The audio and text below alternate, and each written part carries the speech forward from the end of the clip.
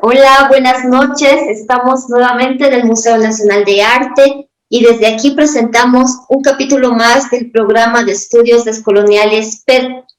Estamos con una personalidad a la que nosotras, sobre todo Daniela Franco, la investigadora del museo, y mi persona, Jacqueline Rojas, también del museo, admiramos y hemos tenido el placer de conocer y entrevistar, es el señor Miguel Alandia Vizcarra, hijo del importante pintor Miguel Alandia Pantoja, a quien quiero dar la bienvenida. Buenas noches, don Miguel. Mil gracias por acompañarnos en este nuevo episodio. Buenas noches, Jacqueline. Es un placer compartir la pantalla con ustedes y con quien esté en este momento con nosotros en este encuentro. Buenas noches, Daniela. Les agradezco por la invitación a conversar un poco sobre la vida o la obra de mi padre. Gracias, don Miguel. Buenas noches también a todos los que se conecten a esta transmisión en vivo que estamos haciendo por nuestras redes sociales. Y por supuesto también le doy la bienvenida a Daniela Franco, nuestra compañera investigadora del Museo Nacional de Arte. ¿Cómo estás, Daniela? Muy bien, un gusto compartir esta noche con ustedes. Buenas noches, Jackie. Buenas noches, don Miguel. Es un gusto estar aquí y, bueno, poder tener una ventana hacia el pasado, a este pasado que nos ha hecho como Bolivia, una Bolivia ligada a la revolución, a la lucha de los derechos de los pueblos indígenas y del mundo obrero, y que esta ganancia que hemos tenido históricamente. Obviamente Miguel Alandia Pantoja, el pintor de la revolución, estuvo implicado en todo esto, ¿no? Entonces, saludarlos a todos. Jackie, tú me dices cuando empezamos.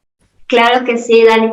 Bueno, nosotros estamos fascinados, muy felices desde el Museo Nacional de Arte de poder contar con su presencia, don Miguel, y de tener de manera tan directa este testimonio que para nosotros y para el país va a ser grande, ¿no? Entonces, Daniela, yo te dejo con la palabra para que puedas guiar esta entrevista, don Miguel.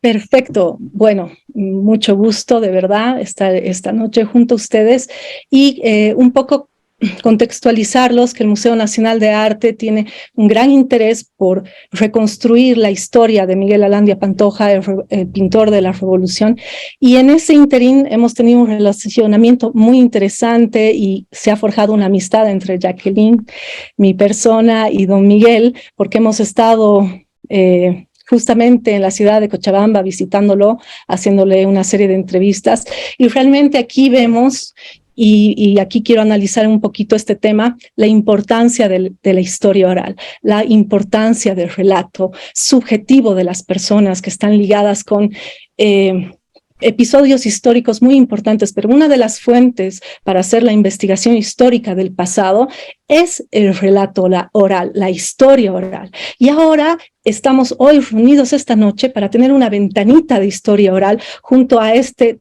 tremendo personaje que es don Miguel Alandia Vizcarra, hijo de Miguel Alandia Pantoja. Estamos muy contentos con eso. Ustedes saben que la fuente para trabajar con la historia oral tiene que ver con la subjetividad, y la subjetividad tiene sus formas. No es lo mismo que ir a un archivo o que consultar las fuentes bibliográficas, no, tiene que ver más bien con este relato de la memoria, ¿no? Y que está ligado también con los sentimientos y con muchas cosas que componen lo que es la subjetividad, ¿no? Entonces muchas veces se ha menospreciado este tipo de fuente por señalarla como subjetiva, poco objetiva, pero para nosotros es un rescate valiosísimo contar con el único hijo que ya contamos con vida de Miguel Alandia Pantoja, porque Miguel Alandia Pantoja tuvo 3 hijos y don Miguel es el mayor y sus hermanos lamentablemente fallecieron. Entonces su testimonio es tremendamente importante. Vamos a recordar que Miguel Alandia Pantoja nació en 1914 y falleció en 1975, y contamos con el testimonio de don Miguel Alandia Vizcarra, que lo tenemos ahora, y que queremos empezar ya con esta entrevista un poco planteando esto de la historia oral, ¿desde dónde estamos hablando? ¿Desde qué sujeto? Nos interesa mucho que usted, por favor, se presente un poquitito, porque es muy interesante la vida de don Miguel Alandia Vizcarra. Antes de empezar con Miguel Alandia Pantoja, él tiene un relacionamiento con la izquierda y también con Europa del Este, entonces, y bueno, y obviamente con toda esta lucha que vino desde el movimiento de izquierda boliviano, al cual su padre estuvo suscrito. Entonces, por favor, don Miguel, no sé si podemos interiorizarnos un poquito de la vida de usted en una primera pregunta. Le doy la palabra. Gracias, Daniela, por cederme la palabra. A ver, para un poco marcar un panorama de fondo, así como los restos de mi biblioteca ya, históricamente, mi persona en relación a mi padre. Creo que 3 épocas que marcaron mi relacionamiento de hijo con el pintor, con el revolucionario. Uno de niño, que muy vagamente comenzó el 21 de julio de 1946. Yo tenía 7 años. Sucedieron los acontecimientos, no recuerdo, mi mente de niño apenas agarra una especie de nebulosa, pero en determinado momento, hacia el mediodía, no sé si era el 22 o 21 o 23 de julio, me tomó de la mano mi padre y me llevó a pie hasta la Plaza Murillo, que era algo así entonces como ir hoy día desde Calacoto hasta la Plaza Murillo, en La Paz. Les estoy hablando desde Cochabamba, pero he vivido en La Paz toda mi infancia. Entonces fuimos a la Plaza Murillo y tal vez mi padre me llevó para, como una especie de seguridad candado, un niño con un padre joven, para que no puedan agarrarlos, no sé qué pasó por su cabeza, pero fue la primera impresión política de un niño. No vi a mi tío Lucho, no sé qué es lo que vi, pero había faroles, había gente, había cuerpos colgando, no identifico ni formas, ni tamaños, ni colores, pero algo había, y fuimos en realidad a ver a mi tío Lucho, que lo habían matado. Mi tío Lucho era don Luis Uría de la Oliva, compañero de la guerra del Chaco con mi padre, que en esos momentos estaba de secretario de Gualberto Villarruel y lo colgaron junto con Villarruel. No sé después qué pasó, cómo regresamos a Clara, pero esa fue mi primera impresión de acompañamiento político, acompañamiento a mi padre. En 1946, el segundo fue el 27 de mayo de 1949, Día de la Madre. Disculpe, en ese primer recuerdo que usted tiene, es que tiene usted 7 años, ¿no es cierto? Es usted muy pequeño. El segundo tenía yo ya 10 años, en 1949, el Día de la Madre, amanecía el 27 de mayo y después de la medianoche aproximadamente tocó la puerta, alguien golpeó la puerta de la casa. Vivíamos relativamente al centro de la ciudad de La Paz, en la calle México, en una vieja casona con inmensos portones de madera antiguos. Golpeaba muy fuerte, supongo que era después de la medianoche. Estaba borracho el que tocó la puerta y gritaba: soy el compadre Eguino. Abrí, no sé si mi madre o yo, quien abrió la puerta, pero entró el compadre Eguino, que era un minero de Niyumi, que era compadre de mi padre, era padrino de sus hijos, y así de borracho, no sé, espetó, gritó, habló, no me acuerdo, de que viene la policía y que lo van a tomar preso, que escape. Pero no acabó de hablar y ya estaban los policías adentro de la casa.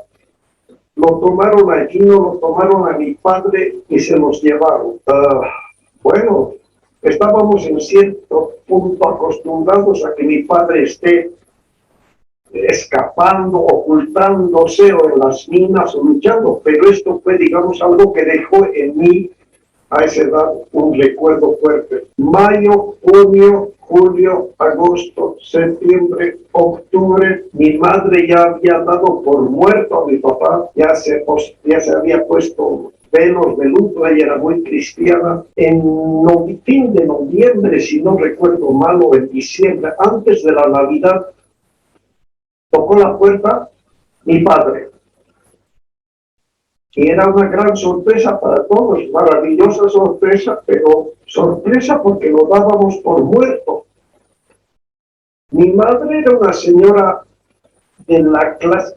Bolivia es un país racista por excelencia, eso sabemos todos. Y en aquellas épocas era mucho más marcado porque los campesinos, los indios, no tenían ningún derecho hasta 1952, ni siquiera derecho a un apellido. Solo eran pongos, creo que saben lo que eran los pongos, y llevaban nombre Juancito, Pedrito, Miguelito y nada más, o Juanita y María.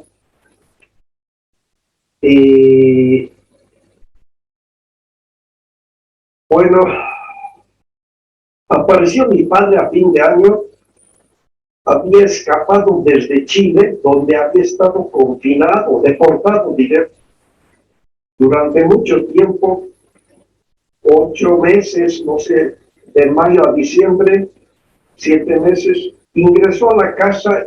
Ese es un segundo momento que recuerdo fuerte como niño. En esas épocas estaba pasando el sexenio famoso, desde el 46 hasta el 52. Estábamos en medio del sexenio y había que ocultarse. Mi padre vivía en la casa cerrado, no sabía para nada, pero claro, la policía sabía que está ahí cerrado. No lo tomaron preso, pero lo tenían vigilado. Eso me enteré después. La efervescencia política de esa época estaba fuerte. En algún momento hubo elecciones, si no me equivoco, que Víctor Paz ganó algunas elecciones por allá y hubo golpe de Estado o no sé qué tipo de barullo y Paz se fue a Buenos Aires. El movimiento izquierdista empujado por el PIR y el POR, estalinistas y trotskistas, entre otros por un líder minero movimentista, pero ahijado o criado de los trotskistas, que era Juan Lechín, más que nada por la identidad de amigos desde infancia, posiblemente porque jugaban básquet juntos con mi padre, con mi tío en Catarí. Mi padre nació y creció en Catarí. Entonces, todo este movimiento llegó en 52 a una efervescencia fuerte en que estalló una revolución popular. No fue una revolución de algún partido político ni dirigida por nadie, sino un levantamiento popular.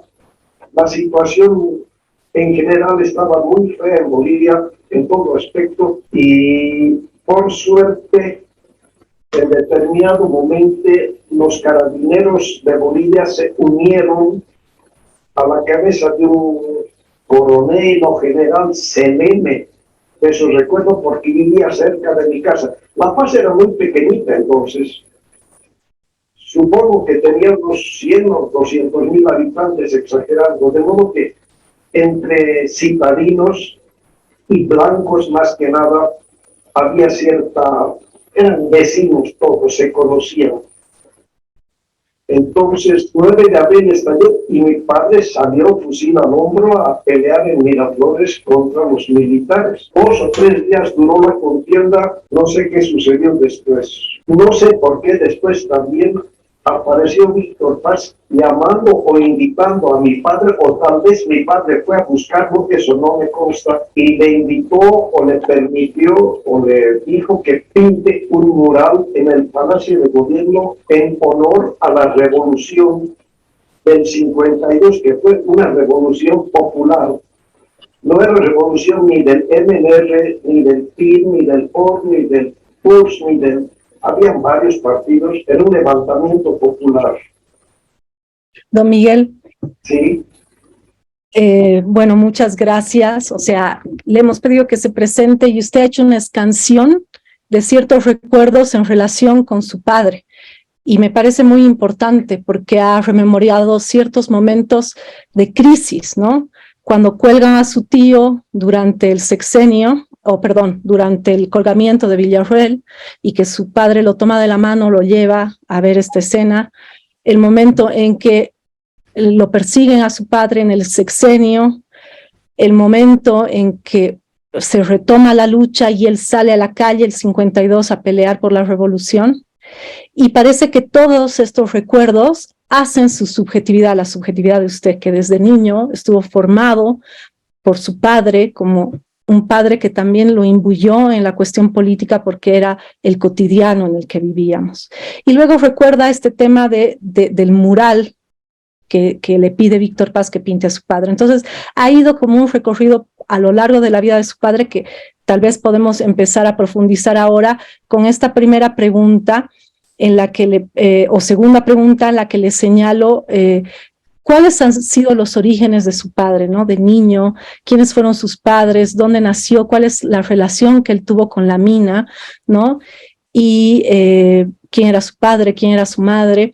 Y para finalizar un poco en este tema del Chaco, porque su padre también estuvo inmerso en la guerra del Chaco y ahí forjó unas amistades muy importantes que usted llama mis tíos, ¿no? A ciertas figuras. Entonces, si podríamos ahondar en esta segunda pregunta, en ese primer episodio de la vida de Miguel Alandia, para luego, obviamente, ir profundizando con todo lo que usted ha señalado. Gracias. Gracias, Daniela. Entonces, sobre esa base de los recuerdos puntuales desde mis 6 años hasta mis 11 o 12, ¿quién era mi padre? Él era hijo, no me consta, no tengo fotos ni documentos, solo le digo lo que mi padre me contaba cuando yo era niño, de dónde venía él. Entonces, hasta donde recuerdo, mi padre me contó que su madre era una cholita que vendía pan en una esquina de Yayao. Él nació en Catarí, centro minero, donde había mi abuelo, que se llamaba Miguel Alandia Romay, tenía en esa época su cholita, como se decía después aquí, o siempre ha sido así en Bolivia, ya hasta hoy día existe eso, con la que engendró 5 criaturas. El segundo de ellos era mi padre, teniendo un hermano mayor y 3 menores. De los 3 menores, una era mujer. Cuando, no sé, a los 9 o 10 años creo que de mi padre, o tal vez antes, murió su mamá, murió mi abuelita al parir al 5º bebé, que era el hermano Oscar Alandia Pantoja, Oscar Pantoja más tarde, y el padre, mi abuelo, no me consta que hubieran sido esposos, que hubieran tenido casamiento, no hay fotos, nada. No sé, nada más que el nombre de mi abuelo, Miguel Alandia Romay, contador de Patiño Maíz, uno de los tantos contadores posiblemente. Don Miguel Alandia Romay se decidió recoger a sus 5 hijos y los llevó a Oruro a vivir a una casa de una cuñada, no me imagino, algo así, una pariente que se encargaba de los sobrinos. Era una señora chilena que no tenía hijos, pero cuidaba a los sobrinos de todos la familia. Había Alandias, había Martínez, había Ruckenberg, había Ruiz, varios apellidos, pero en esas épocas ya mi padre creció y llegó a la escuela en el Colegio Bolívar de Oruro. Seguramente estaba en 3º, 4º o 5º de secundaria, y su hermano mayor, Edmundo, fue a la guerra del Chaco y se perdió. Como en esas épocas no había WhatsApp, eran angustiosos meses de espera para tener una noticia, si está vivo o si...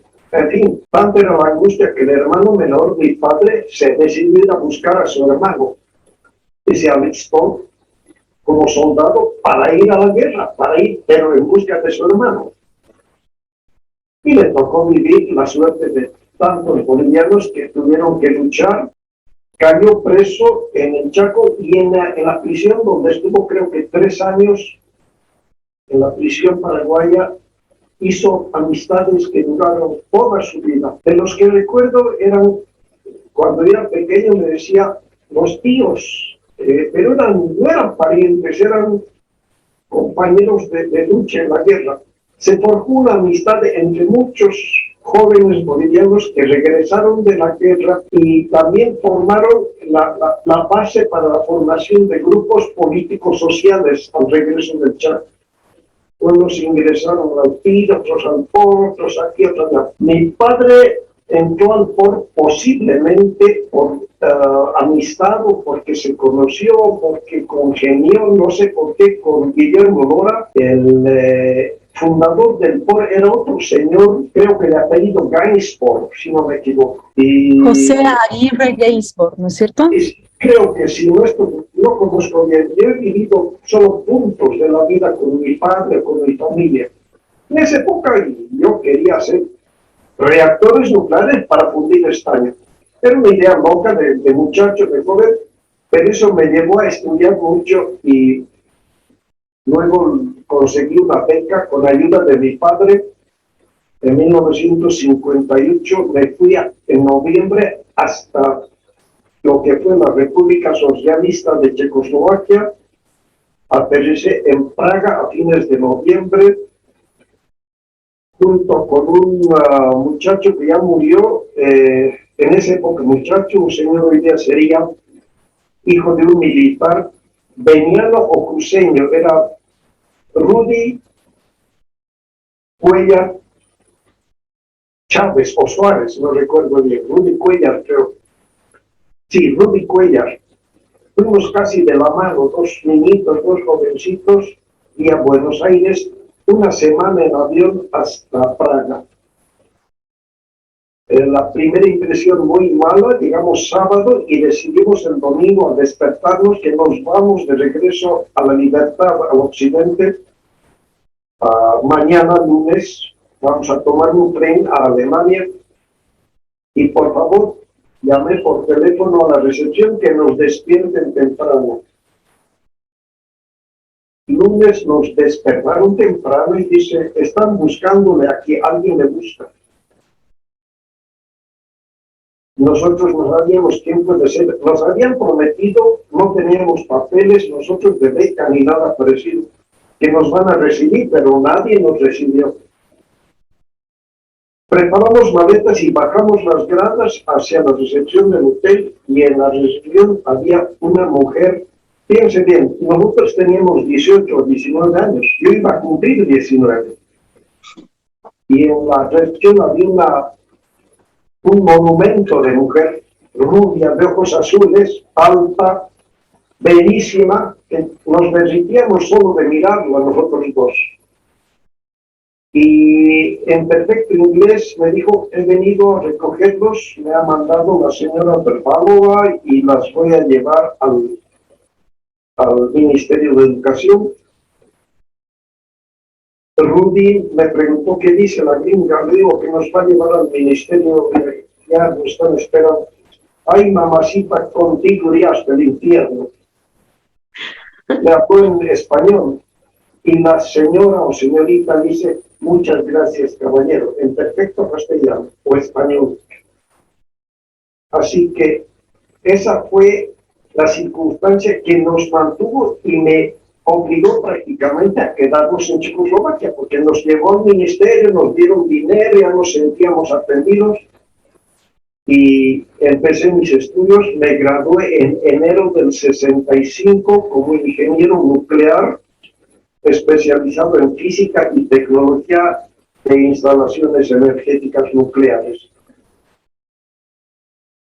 Todavía quería fundir yo el español, pero fui aprendiendo yo mismo, estudiando, que no es una idea correcta.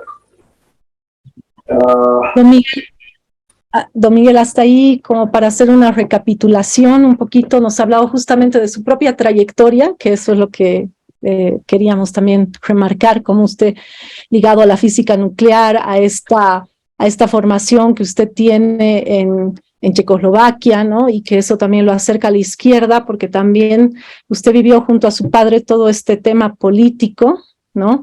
En estos episodios que nos ha comentado. Y en esta pregunta en que hemos desarrollado que Miguel Alandia Pantoja, ¿de dónde era, no?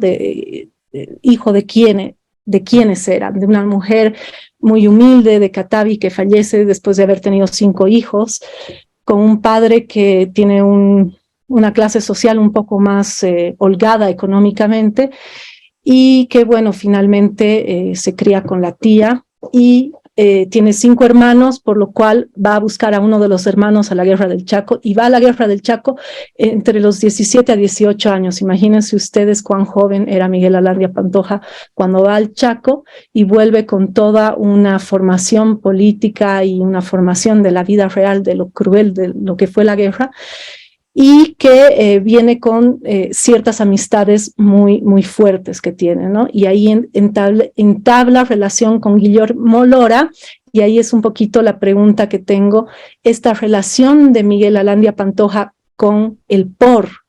¿Qué era para su papá este partido? ¿Cuánta importancia le daba? ¿Y qué relacionamiento tenía con Guillermo Lora, uno de, el historiador del movimiento obrero, ha trascendido como eso? Y bueno, le paso la palabra para ahondar en ese punto. Gracias. Tomo entonces el punto importante, el relacionamiento político con el POR, no con Guillermo solamente, sino con el Partido Obrero Revolucionario. Pero en esas épocas, quien manejaba posiblemente, no sé, no me consta, la batuta política era la tesis, o lo que manejaba era la tesis de Pulacayo, que redactó, escribió Guillermo Lora. La tesis de Pulacayo era, digamos, la bandera de lucha de la clase obrera. En esas épocas se entendía clase obrera por los mineros, porque era la única clase obrera que existía en Bolivia. El resto eran campesinos y hacendados blancos, terratenientes. No había obreros en Bolivia. Entonces, de alguna manera, lo absorbieron a mi padre. Yo recuerdo más de una vez haber estado en reuniones con los miembros de su partido, por ejemplo, en las oficinas de unos hermanos González, que creo que uno de ellos era abogado y el otro tenía una empresa de venta de cemento. Y Hugo González, no sé cuántos. Bueno, yo iba entre las rodillas de mi padre, siempre apoyado para escuchar. Me llevaba mi padre, pero nunca me inculcó, digamos, ideas de ningún tipo. Simplemente yo estaba con mi papi, que era un niño hijo de mi papi. Y luego, en Checoslovaquia, viví a un mes de haber llegado a Checoslovaquia, viví el triunfo de la Revolución Cubana, el 1 de enero del 59.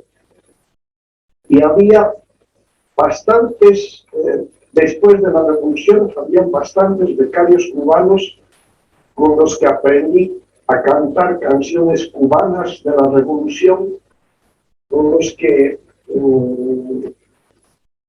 vi de cerca lo que fue la revolución en Cuba, aunque yo nunca estuve en Cuba, pero los cubanos en esa época venían becados por su gobierno y recibían también una beca de los checos.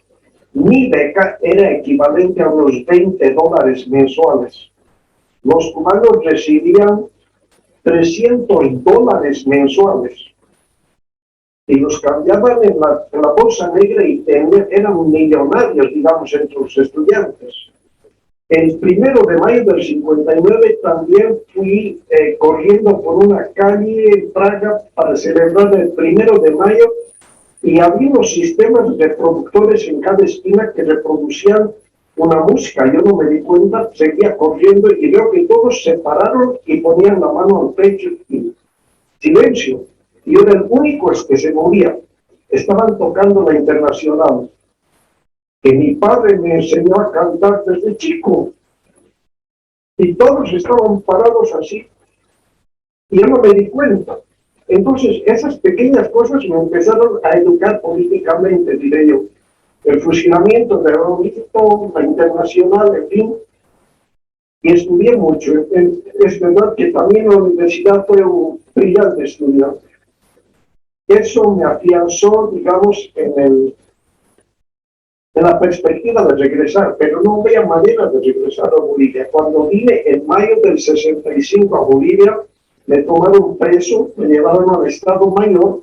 Yo ya me despedí del mundo porque era 1965.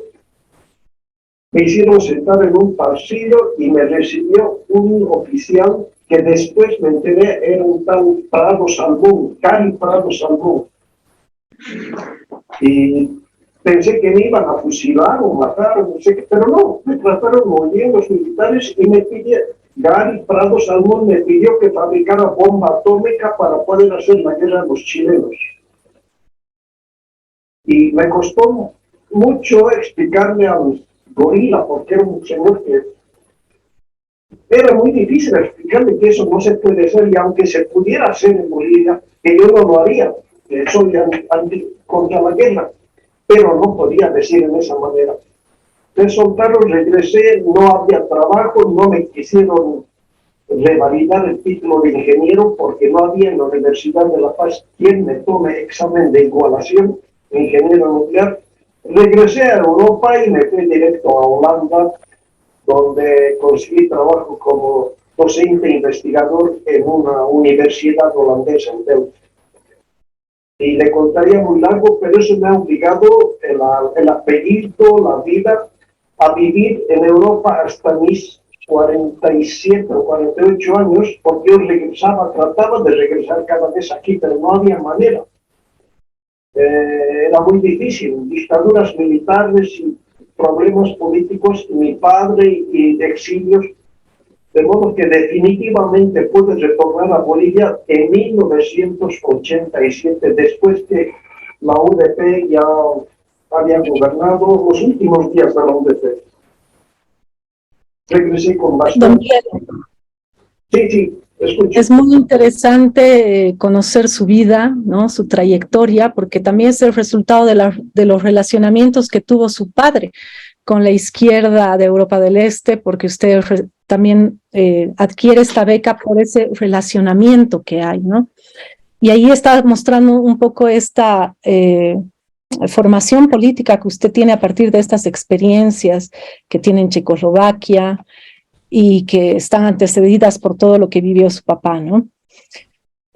Bueno, para seguir un poco con la vida de Miguel Alandia Pantoja, entonces en ese sentido, ¿de dónde surge usted, no? Este hijo que luego termina formándose como físico nuclear en Checoslovaquia, termina viviendo en Holanda, casándose con una checoslovaca, teniendo hijos que ahora viven justamente en Europa, pero ¿cómo surge?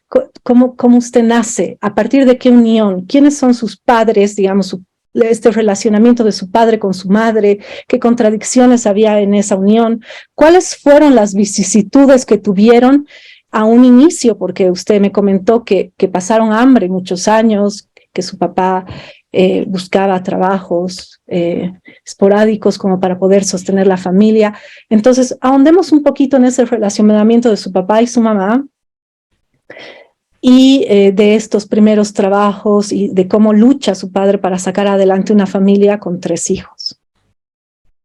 Gracias por esa orientación.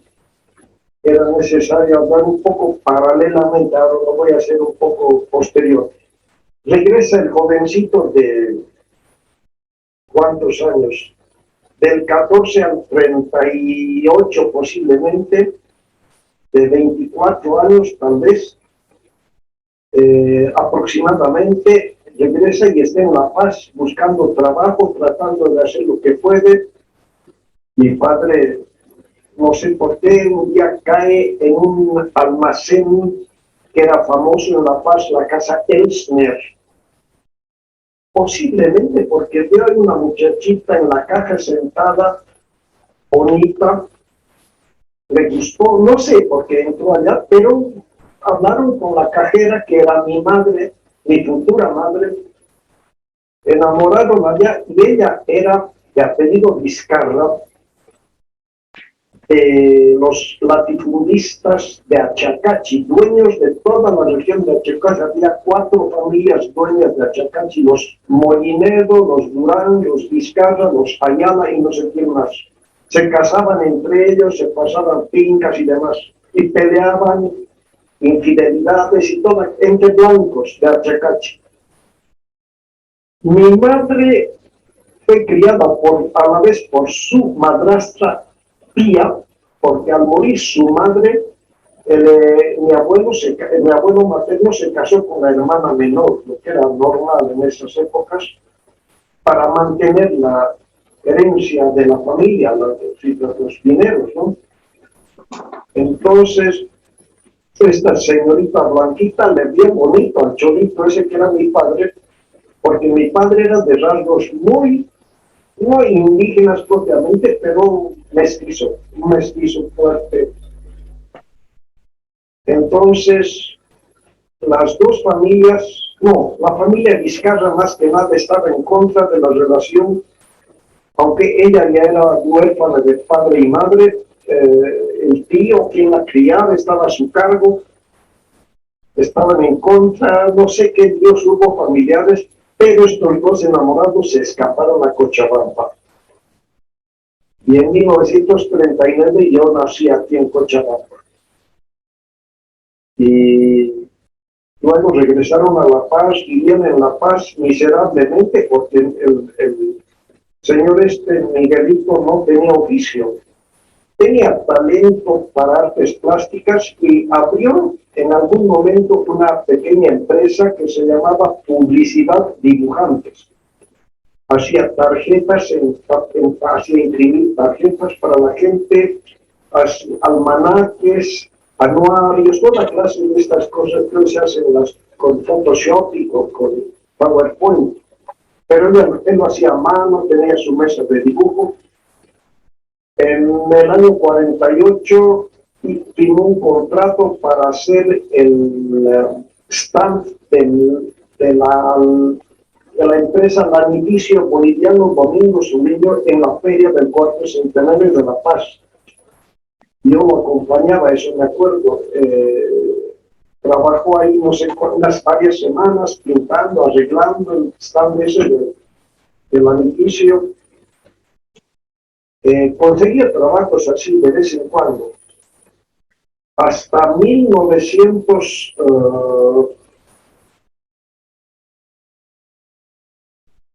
creo que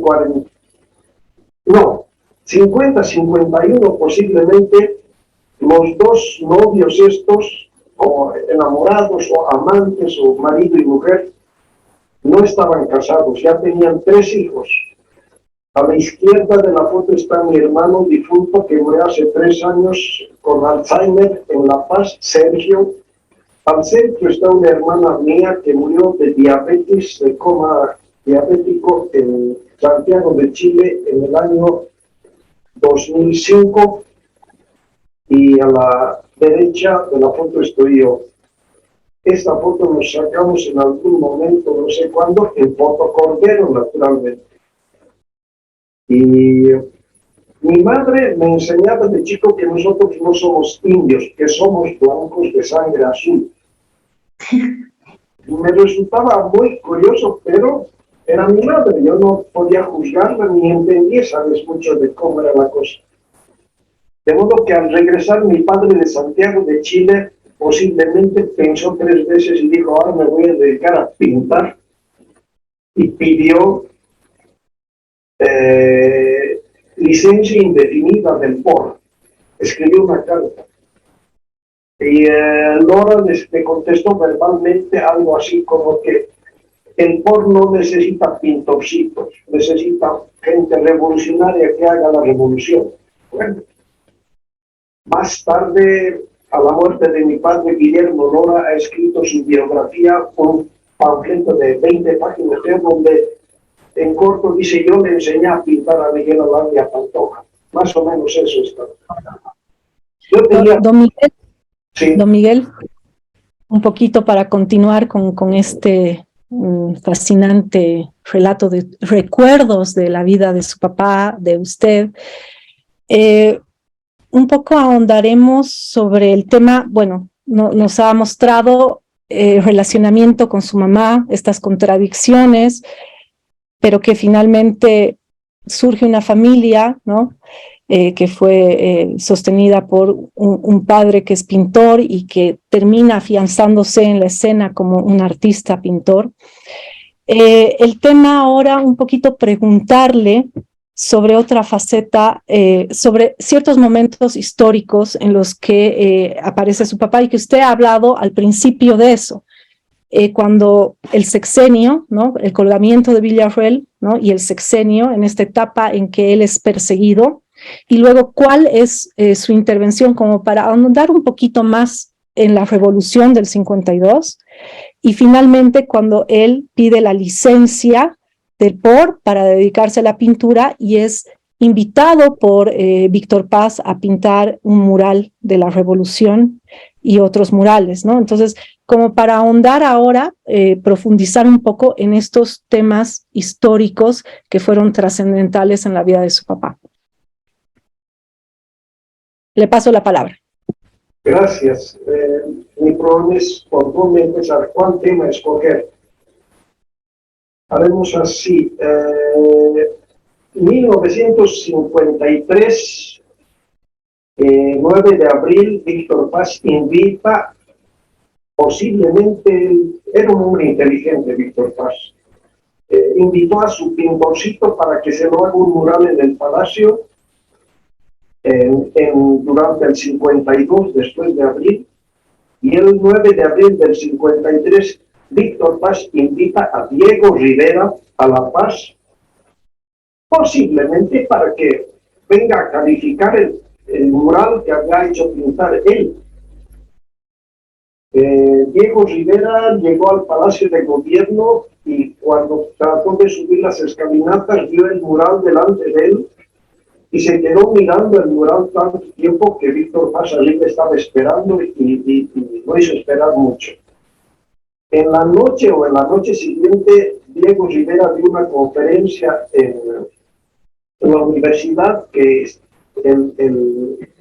Diego Rivera pronunció algunas frases que no recuerdo exactamente, pero aproximadamente así, que ha visto un mural pintado en el Palacio de Gobierno y que ha quedado impresionado por la calidad, tiene mucho elogio y que quiero conocer a ese señor, pero mi padre se ocultó en la butaca y no quería que lo vean.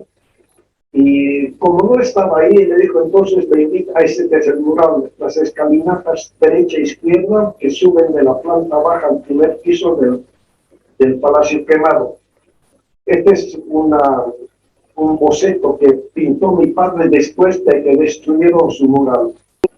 Entonces, le pidió que venga a visitarlo al Hotel Sucre a la mañana siguiente, que lo esperan a las 7 de la mañana. Casualmente nosotros vivíamos detrás del Hotel Sucre en Calle México y mi padre fue llevando a su hijito otra vez al Hotel Sucre. Tuve oportunidad de dar la mano a mis 13 años a don Diego Rivera y allí se hicieron amigos, conversaron mucho de política, no sé de qué hablaron, pero estaban allá muy contentos y Diego lo invitó a mi padre el año 53 que vaya a México, que quiere que lo conozca. Disculpe, para hacer un pequeño paréntesis, estamos viendo la foto justamente de Miguel Alandia junto a Diego Rivera, ¿no es cierto, don Miguel? Sí, sí, correcto. A la izquierda está mi padre, centro izquierda está mi padre y el señor con abrigo claro es Diego Rivera. Esto ya es el año 57 en México. Y en 57 también yo estaba terminando el bachillerato. Mientras mi padre exponía y triunfaba en México, lo que lo graduó como pintor reconocido, porque antes era, pues él ha sido siempre un autodidacta y los pintores de Bolivia no lo reconocían como artista. Decían que es un panfletero, lo insultaban con muchos adjetivos que no vamos a decir, pero no lo aceptaban como artista. Pero Diego Rivera le dio el título de artista. Lo graduó, digamos, entonces triunfó en México y regresó triunfante. Pero eso era el 57 cuando me gradué de bachiller, y el 58 yo me fui. Hasta el 1997 yo estuve en Europa con algunos viajes a Bolivia, siempre tratando de regresar a mi tierra, pero eso me ha alejado físicamente, políticamente y también, digamos, doctrinalmente, políticamente con mi padre, porque no comulgo yo, o no comulgaba en esas épocas, por lo menos hoy día es la situación muy distinta. No comulgo con los partidos ya pasados, que son el PIR, el POR, esos que tenían una época, ¿no es cierto?, una lucha de clases, la clase obrera, que Bolivia siempre ha sido un país de campesinos. En este punto, don Miguel, podemos ir dando pie a algunas preguntas sobre justamente lo que está hablando usted. Aquí dice Celo de Vila, dice, ¿hasta qué punto, digamos, un artista es beneficioso para el artista ser parte de un partido político? Pregunta, porque nos están siguiendo en Facebook Live y nos están dando algunas preguntas. Usted nos ha dicho un poco que, por ejemplo, usted no cree en la pertenencia a partidos políticos y nos ha dado un poco el contexto, digamos, de sus coetáneos como Filemón Escobar, ¿no? Y demás, pero en cuanto a su papá, él sí tenía una afiliación partidaria fuerte, ¿no es cierto? Y paradójicamente el que fue parte del POR, ¿no?, y que puso el arte al servicio de ese partido político, finalmente Guillermo Lora le termina diciendo algo que usted me comentó: la revolución no la hacen los pintores, sino los revolucionarios. Y finalmente usted me contó y me señaló que en realidad su padre tenía razón, porque él socializó mucho más los ideales de la revolución a partir del arte que a partir de otra cosa, ¿no? Pero sin embargo, la contradicción es que fue el MNR el que le dio cabida a Miguel Alandia como para que socialice su arte. Sin embargo, a mí me parece que él nunca perteneció a la MNR, ¿no es cierto? ¿Cómo fue eso? Si tal vez nos pueden un poco explicar, porque en aquella época la gente hablaba del entrismo, ¿no? De que miembros del POR o del PIR se pasaban al MNR a partir de un proceso de entrismo. ¿Eso sucedió con su padre o no? ¿Cómo fue eso? Porque tal vez los del POR lo acusaron de haber entrado al MNR, ¿no? No sé cómo nos puede explicar un poquito eso. Sí, efectivamente, sobre todo los miembros jóvenes de su partido en esa época, yo era todavía niño, los jóvenes eran jóvenes universitarios, 25, 30 años, yo estaba en mis ¿cuántos? 13 años, el 52, le reprochaban que él tiene entrada libre al Palacio de Gobierno, y yo no, le decían estos jovencitos del POR. Y por un lado había eso, había también una cantidad de militantes de los partidos de izquierda que abandonaron sus partidos, entre ellos el POR, y se inscribieron en el MNR. Por gente que yo conocía, que eran también parte de mis tíos, por ejemplo, Ernesto Ayala Mercado, había un señor Moller, Edwin Moller creo que se llamaba, había, ya no recuerdo más nombres, pero había los entristas que sí se inscribieron al MNR. Mi padre, yo le había dicho alguna vez, no era un trotskista pintor, no era un trotskista en primera línea que hiciera pintura para el trotskismo, eso no. Mi padre era un pintor, artista, pintor de pensamiento político trotskista. Eso es, digamos, el fondo de su arte, el pensamiento político trotskista. Ahora, yo nunca he estudiado los libros del partido o las filosofías de la revolución permanente famosa de Trotsky, pero en principio sé que aprendí eso también de mi padre. El carácter de una persona, es decir, una persona subsiste en sus hijos y en su obra. Mi padre quiso dejar una obra que enseñe a las masas la historia de Bolivia. ¿Y qué es esta? Eso me enseñó mi padre y eso creo que es su pensamiento trotskista. Producir para tu tierra, para tu familia, para tu pueblo. En eso tengo que estar agradecido que mi padre me ha enseñado a trabajar aquí en mi país, a vivir aquí, a producir para mi país. Mi hogar es Bolivia, eso me ha enseñado mi padre y eso rescato de su trotskismo. Eso rescato. Qué hermoso.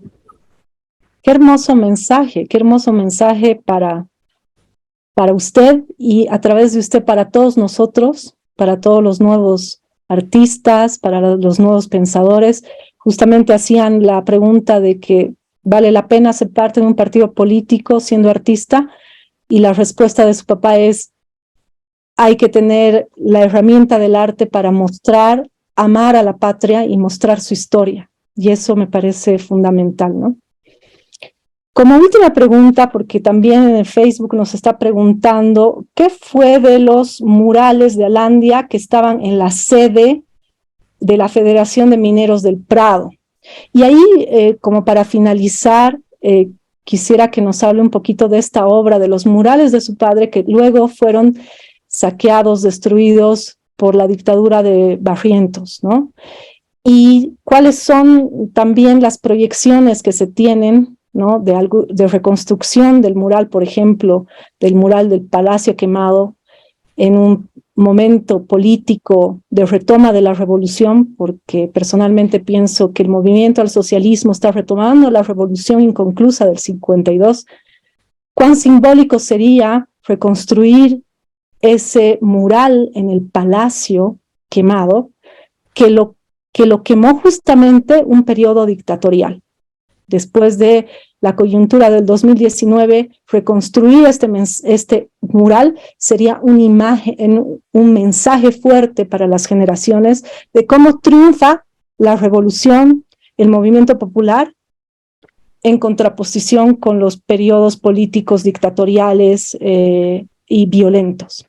Entonces, si nos puede hablar, como para finalizar y cerrando, ya estamos más de una hora en conversación, sobre este tema de los murales, de su destrucción y de las preguntas que han hecho en Facebook. Le paso la palabra y muchas gracias. Gracias otra vez, Daniela. Bueno, históricamente las dictaduras militares, en plural, han destruido las obras de mi padre en dos épocas. Una, en 65, Barrientos, que destruyó el mural del Palacio de Gobierno y el mural en el Palacio Legislativo. Había otro mural muy importante en el Palacio Legislativo. Más tarde, no sé en cuál dictadura fue, que destruyeron un mural que había en el Ministerio de Relaciones Exteriores, hacia el mar.